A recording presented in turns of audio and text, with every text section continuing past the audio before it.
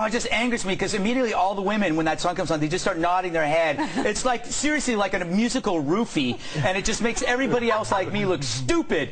Well, anyway, they rock harder than something that really rocks hard, and that's hard, people. Creed has sold close to 35 million albums, and last month the band announced all 4 original members are back together for a summer tour and a new album. The tour kicks off in August, the CD's out shortly thereafter, and then probably there will be some kind of party that I won't be invited to, but there'll be lots of hot girls nodding along and making me really angry inside. Joining us, singer Scott Stapp and guitarist Mark Tremonti. Glad to have you here, guys. Thanks for having us. Oh, my pleasure. So you guys have been back together for a week, and you still haven't killed each other. How come?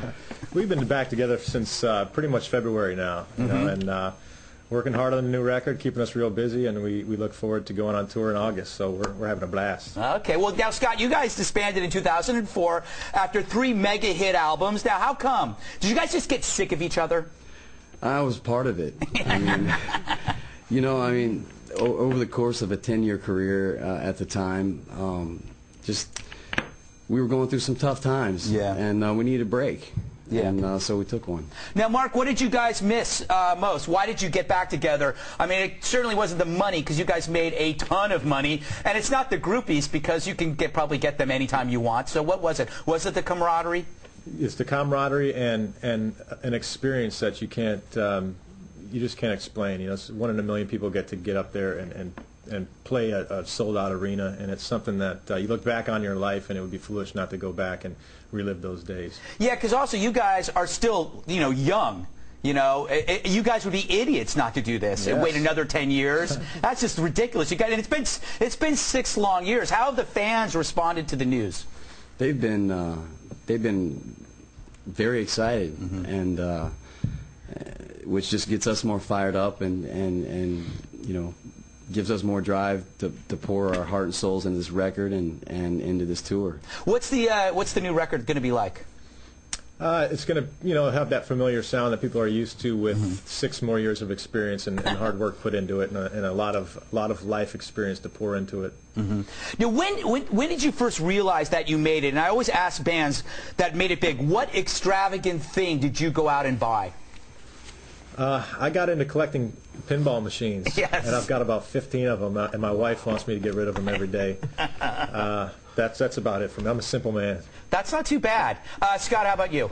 I bought a bunch of studio equipment, and I get the same from my wife, but because I'm a little extravagant with having too many guitars and too much gear. So yeah, see, the thing is, the problem with both of you is you didn't develop serious drug habits, so you could actually spend all your money on that instead of actually putting it in things that you like. Absolutely, absolutely. Now, you've sold more than 35 million records. That's kind of insane. A lot of people don't know that. What's that like? That's like better than Ace of Base and ABBA combined. Do you guys? Nothing's better than that, sir. Do you guys like sleep on sacks of money? You probably never have to work again. You know, with us, it was never about the money. Yeah. You know, we've since day one, we've hunkered down and done what we've loved, and you could have all the money in the world, and you're still going to be living in a dirty dressing room and showering with you know, community showers and living on a tour bus. So it really makes no difference to us. Yeah, that community shower has always been a dream of mine. One day. Do you have any advice for like young bands that are out there right now? What would you tell them? What would be the mistake they shouldn't make that you guys made, and what's the best advice you could give them? Oh man, take it slow. You know, stay true to you, and stay away from drugs, alcohol, and realize it's the greatest gift you're ever going to have as an artist, and you know, appreciate your fans. Now, would you, if somebody had come to you 10 years ago and given you that advice, would you have listened? No. I don't think anybody would. They actually have to experience that stuff before they realize it. I just have one more question. You guys met in prep school, right? So you're like an old married couple by now, aren't you?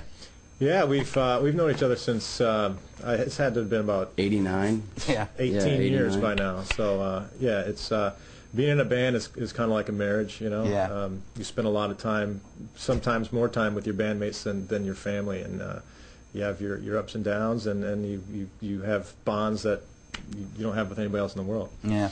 Well, congratulations on coming back, getting back together, and great luck with the tour and the album. Thank you, Scott. Thank you, Mark. For tour information, check out the website creed.com. Coming up next.